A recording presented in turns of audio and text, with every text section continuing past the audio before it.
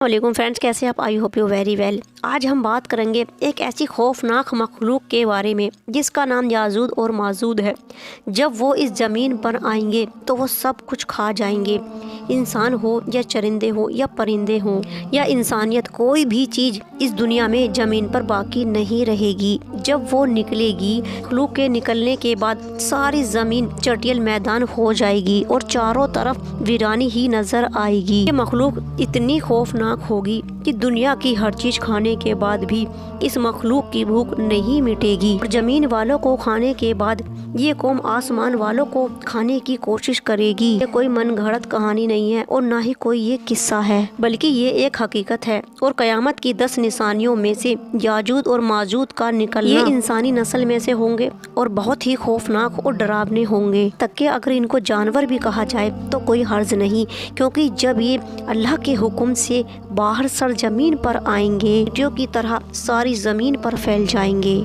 और ये इतनी तादाद में होंगे कि इतनी बड़ी सरजमीन पर ये नज़र नहीं आएंगे, बल्कि सारी ज़मीन इनके होने से काली नज़र आने लगेगी। और ये हाइट में बहुत छोटे होंगे और ये भूखे और खूनख्वार होंगे और अपने सामने आने वाली हर चीज़ को खाते चले जाएंगे। यहाँ तक कि अगर इनका गुजर किसी नदी से होगा तो ये नदी का सारा पानी पी जाएंगे। और अगर इनके सामने कोई कच्चा या पक्का मकान आएगा तो ये उसे भी खा जाएंगे, लेकिन तब भी ये भूखे के भूखे ही रहेंगे। यहाँ तक कि सांप, कुत्ता, बिल्ली, हाथी, शेर, बड़े से बड़ा जानवर और बुरे से बुरे जानवर को भी ये खाते चले जाएंगे, इंसानों को भी नहीं छोड़ेंगे। यहाँ तक कि रब्बुल इज्जत ने अपनी मखलूक के लिए कोई ना कोई आजमाइश के लिए कोई ना कोई चीज पैदा की है। अल्लाह के रसूल सल्लल्लाहु ताला अलैहि वसल्लम ने बहुत तफसील से हदीसों में याजूज और माजूद के बारे में फरमाया है। इस उम्मत के लिए आजमाइश है दज्जाल और याजूज और माजूद का आना, कि ये एक ऐसा फितना होगा कि सारी मखलूक के सामने एक बबाल और एक मुसीबत बनकर सामने आएगा। याजूज और माजूद का जिक्र दूसरे मजहब की किताबों में भी मिलता है कि दुनिया के ख़त्म होने से पहले दरअसल याजूज और माजूद हजरत नूह अलैहिस्सलाम की औलादों में एक कौम है, कि एक ऐसी कौम इस सरजमीन पर आएगी कि वो सभी चीज़ों को तबाह और बर्बाद कर देगी, जिसे अल्लाह रब्बुल इज़्ज़त ने लोगों की नज़रों से छिपाकर उसे एक बहुत बड़ी दीवार के पीछे कैद किया हुआ है। और क़यामत से पहले इनके निकलने का वक्त करीब आ जाएगा और याजूज और माजूद इस दीवार को तोड़कर बाहर निकलेंगे और सारी दुनिया में फसाद करेंगे, सभी को तहस नहस कर देंगे। अल्लाह रब्बुल इज़्ज़त ने कुरान करीम में 16वें 17वें बारे में याजूज और माजूद का जिक्र हज़रत ज़ुल्करनैन के साथ फरमाया है। दुनिया को फतह करने वाले हज़रत ज़ुल्करनैन सफ़र करते करते पूरब की तरफ बहुत दूर निकल गए थे, तो उन्हें जंग में 2 पहाड़ों के बीच बेबस कौम रहती नजर आई। उस कौम ने हजरत ज़ुल्करनैन के अच्छे अखलाक को देखकर अपना बादशाह बना लिया और हजरत ज़ुल्करनैन के सामने अपनी परेशानी को उन्होंने रखा और हजरत ज़ुल्करनैन को उन्होंने बताया कि ए बादशाह सलामत, जिस इलाके में हम रहते हैं पहाड़ियों के बीच उस तरफ याजूज और माजूद की कौम रहती है और वो अक्सर हमारी कौम पर हमला करते रहते हैं और हमारी चीज़ों को लूट कर ले जाते हैं। हम उनसे बहुत ज़्यादा तंग आ चुके हैं, बहुत परेशान हो चुके हैं और हम आपसे इल्तिजा करते हैं कि उनसे बचाने के लिए हमारे लिए कोई रास्ता निकालो, क्योंकि आपके पास बहुत बड़ी फौज है और हमें आपसे उम्मीद भी है। इसलिए आप पहाड़ियों के बीच में एक ऐसी दीवार बना दो जिससे वो कभी भी हमारे ऊपर हमला ना कर सके। बादशाह सलामत, इसके बदले हम आपको पैसे भी देंगे। तो हज़रत ज़ुल्करनैन ने पैसे लेने से इनकार करते हुए कहा कि नहीं, मेरे अल्लाह पाक ने मुझे बहुत कुछ दिया है और मेरे लिए वही काफ़ी है और ये काम मैं ज़रूर करूँगा, लेकिन तुम मेरा साथ देना। वो सब कौम तैयार होगी और हज़रत ज़ुल्करनैन लोहे की बहुत बड़ी बड़ी सिलेटें बनवाईं। फिर हज़रत ज़ुल्करनैन ने ज़मीन में उन्हें बहुत गहरी खुदवा कर उनको बीच में नीचे दीवार बनवानी शुरू कर दी और फिर उन्होंने उस दीवार को उस पहाड़ तक ऊंचा करवा दिया और फिर उन पहाड़ों के बीच में दीवारें बनवाई और फिर उनको थोड़ी जगह बाकी रहने दी और फिर उन दीवारों के बीच में उन्होंने तारखून पिघला कर डाला और फिर वो दीवार इतनी मजबूत हो गई कि याजूज माजूद की लाखों की तादाद भी मिलकर उस दीवार को तोड़ ना सकी। फिर कौम के लोग हज़रत ज़ुल्करनैन के पास आए और आकर उनका शुक्र अदा करने लगे और हज़रत ज़ुल्करनैन ने कहा कि ऐ लोगों, ये दीवार सिर्फ वक्ती तौर पर है, जब अल्लाह का हुक्म होगा तो ये दीवार टूट जाएगी और याजूज और माजूज बाहर निकल आएंगे। अल्लाह के रसूल सल्लल्लाहु اللہ تعالیٰ علیہ وسلم نے یاجوج اور ماجوج کے بارے میں فرمایا ہے کہ یاجوج اور ماجوج کی قوم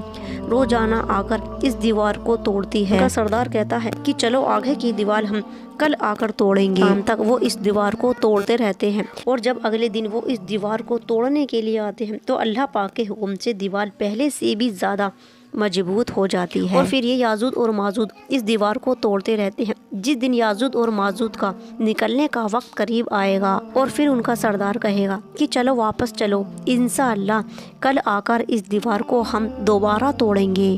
تو وہ اس دیوار کو توڑتے توڑتے آخری حد تک پہنچ جائیں گے۔ اللہ کے رسول صلی اللہ تعالیٰ علیہ وسلم نے فرمایا کہ جب ان کا سردار انشاءاللہ کہہ دے گا تو اس کی برکت سے وہ دیوار پوری رات اپنی اسی حالت میں باقی رہے گی جس حالت میں وہ لوگ چھوڑ کر گئے تھے، اور پھر اگلے دن یاجوج اور ماجوج اس دیوار کو توڑنے میں کامیاب ہو جائیں گے، اور وہاں سے نکل کر ساری دنیا میں ایسے فساد مچائیں گے جس سے ساری دنیا کانپ اٹھے گی، اور ان کے راستے میں جو کچھ بھی آئے گا وہ اس کو کھاتے چلے جائیں گے۔ اگر ندی آئے گی تو ندی کا سارا پانی وہ پی جائیں گے، انسانوں کی بستی میں آ کر خون خرابہ مچائیں گے، یہاں تک کہ انسانوں کو بھی چیر پھاڑ کر کھا جائیں گے، یہاں تک کہ انسانوں کی بستی میں آ کر انسانوں کو بھی چیر پھاڑ کر کھا جائیں گے۔ جب یاجوج اور ماجوج کو یقین ہو جائے گا کہ انہوں نے انسانوں کو ختم کر دیا ہے تو وہ اپنا رخ آسمان کی طرف کریں گے۔ جب یاجوج اور ماجوج آسمان کی طرف تیر چلائیں گے تو اللہ پاک ان تیروں کو خون لگا کر واپس بھیجیں گے، اور یہ دیکھ کر یاجوج اور ماجوج بہت خوش ہوئیں گے کہ ہمارے تیروں سے آسمان والے بھی مر رہے ہیں۔ یاجوج ماجوج کی شکل کے بارے میں روایتوں میں آتا ہے کہ ان کی شکلیں ڈھال کی طرح چپٹی ہوں گی، اور ان کے ناخن جانوروں کی طرح نکیلے ہوں گے، اور ان کے قد بہت چھوٹے ہوں گے، اور یہاں تک کہ وہ دنیا کی ہر چیز کو کھاتے چلے جائیں گے، اور کوئی بھی چیز ان کا مقابلہ نہیں کر پائے گی کیونکہ وہ تعداد میں اتنے زیادہ ہوں گے۔ اللہ پاک نے قرآن کریم میں یاجوج اور ماجوج کی تعداد بتاتے ہوئے فرمایا ہے، یاجوج اور ماجوج ہر جگہ سے نیچے سے لڑکتے ہوئے نظر آئیں گے، اور اس قوم کی ایک خاص بات یہ بھی ہے کہ ان کی عورت جب تک 1000 بچوں کو پیدا نہیں کر دیتی ان کی موت نہیں ہوتی۔ اب بات کرتے ہیں یاجوج اور ماجوج کے نکلنے کی کہ ان کے نکلنے کا وقت کیا بتایا گیا ہے۔ دجال کے نکلنے کے کچھ سالوں کے بعد حضرت عیسیٰ علیہ السلام دجال کو قتل کریں گے۔ عیسائی لوگ حضرت عیسیٰ علیہ السلام کو ہی اپنا بادشاہ تسلیم کر لیں گے،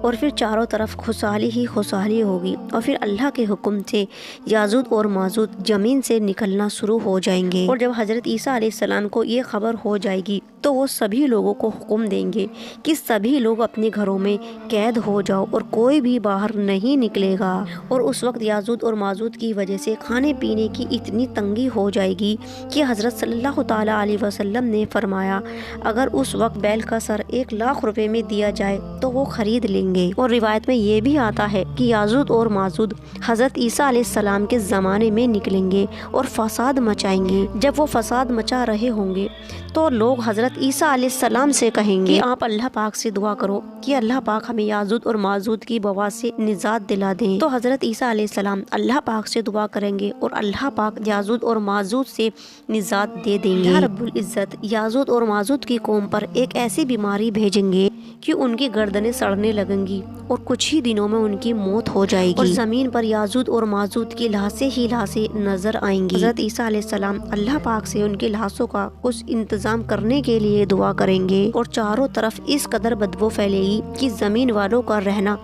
دشوار ہو جائے گا۔ پھر اللہ پاک آسمان سے ایک ایسے پرندے کو بھیجیں گے جو یاجوج ماجوج کی لاشوں کو اٹھا کر سمندر میں دور پھینک دیں گے، اور پھر حضرت عیسیٰ علیہ السلام کے زمانے میں خوشحالی کے دن ہوں گے۔ کچھ دن کے بعد حضرت عیسیٰ علیہ السلام وفات کر جائیں گے، اور پھر کچھ دن کے بعد ایک ایسی ٹھنڈی ہوا چلے گی جس سے تمام مسلمانوں پر موت طاری ہو جائے گی، اور پھر سے ایک بار ساری دنیا میں کفر کا بول بالا ہوگا، اور اس بات کو زیادہ ٹائم نہیں بیتے گا، اور پھر اچانک سے سورج مغرب کی طرف سے نکلے گا، اور پھر توبہ کا دروازہ بھی بند ہو جائے گا، اور پھر بڑے بڑے عالموں کے مطابق 120 سال کے بعد قیامت آ جائے گی۔ اللہ پاک سے یہی دعا ہے کہ اللہ پاک ہمیں ہر نئے فتنوں سے بچائے اور ہمارا خاتمہ ایمان پر فرمائے۔